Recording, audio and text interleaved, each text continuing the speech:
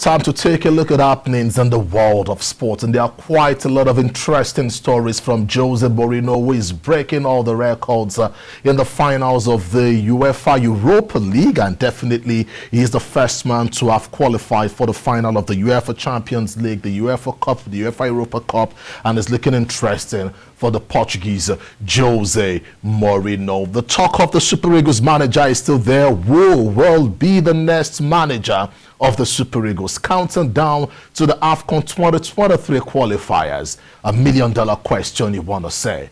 But then the Falconets have also been drawn in Group C alongside France, Canada and Korea Republic for the Costa Rica Under-20 Women's World Cup, which will hold later this year. But then let's focus on remembering a legend, Rashidi Yekini. It's 10 years on from when Rashidi Yekini passed on, and a lot has happened.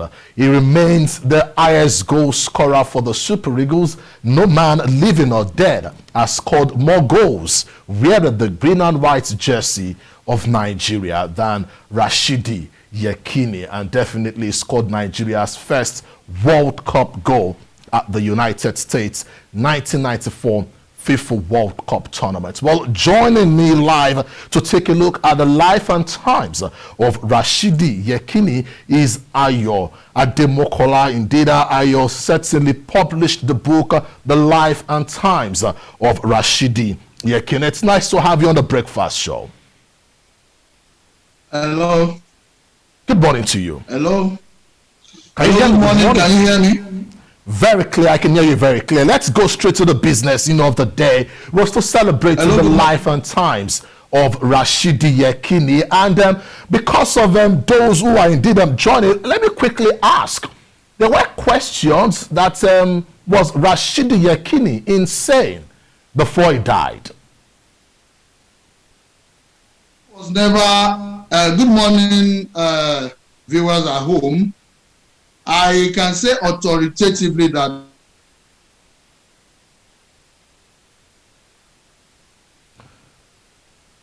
well, it's a live situation there. Ayo definitely was close to Rashidi Yekini. He's a journalist, a historian, and also a publisher.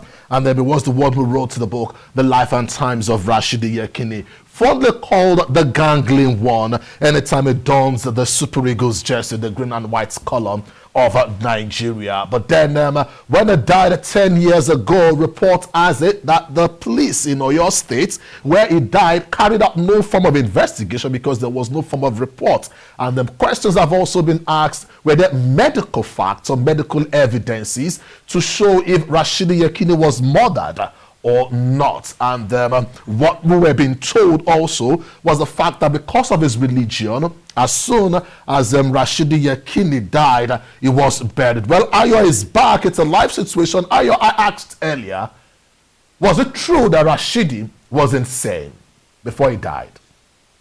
Rashidi, viewers at home, Rashidi Yekini was never insane. He was never insane. Everybody has his own lifestyle. For the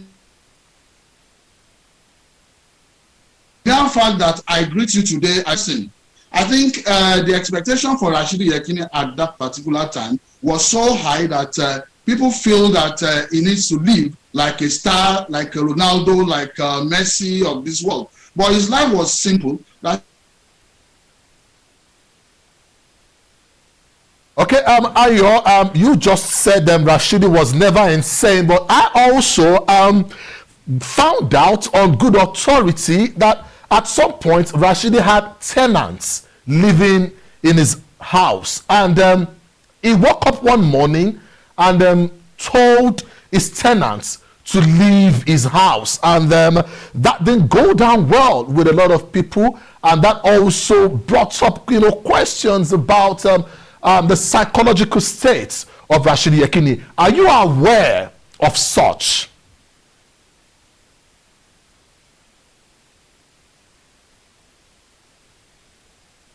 You decide to start burning what is not useful in the house. Is there anything wrong in taking all the rubbish around and burning it? Yes, he told his tenant to leave because they've not been paying for more than 3 years. The lawyer is an authority in this area. Lawyer Jubril Mohammed Olaniwaju. So he was not insane. For the mere fact that people have been owing him for more than 3 years and he could not take it any longer, and he told them that they should leave his house, doesn't make him mad. And after they have left, he decided to clean the environment and start burning what is there because he was living alone. Does that make him mad? Okay. There were also reports that Yekini would give money to strangers. And he had people he paid monthly without doing anything for him. And that did go down well with the family members. Are you aware of this? Let me tell you something. Everybody thought and believed that Rashidi Yekini was very, very stingy.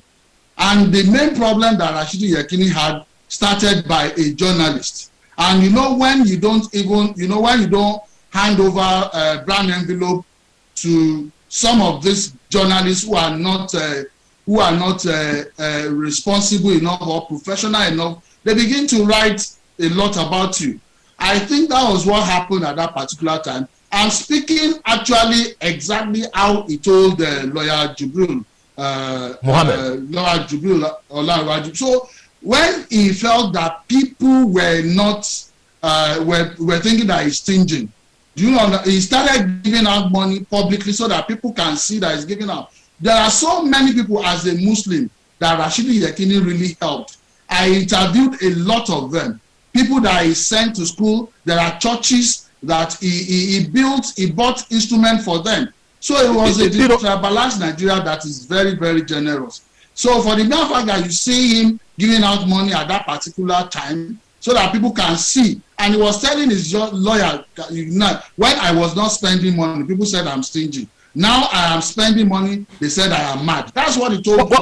You raised a strong allegation, mentioning journalists and brown envelopes, whichever way. But if it was down to journalists who started, this rumor, before I come to my last question, there were also allegations, from his family members about Rashidi not providing for the family because they expected so much from him. So if you're saying it was journalists who started this, what about the family members who also raised this allegation?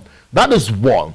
And secondly, 10 years on, even as a journalist, I can't say authoritatively about what killed Rashidi Yekini, if it was a natural death or not. Until date, for generations yet unborn, questions will be asked about the highest goal scorer in the history of Nigerian football, how he died.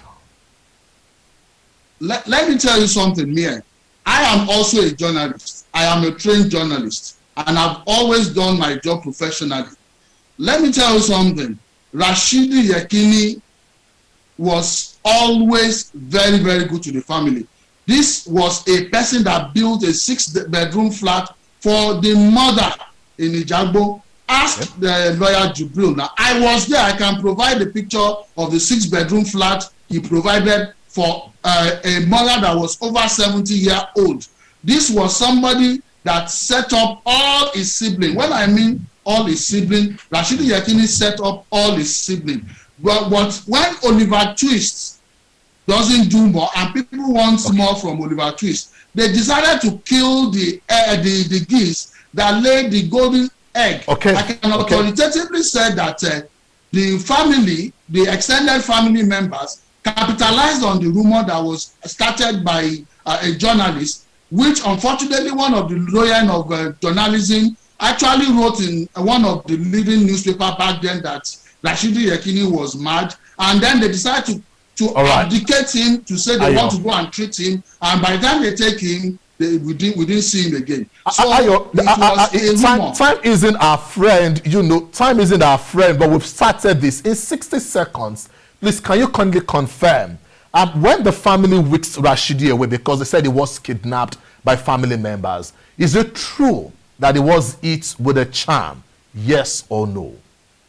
Of course, eyewitness were able to confirm that he was coming from training. He came and they were not able to. and he was hit with somebody with something, and Okay. immediately he was hit.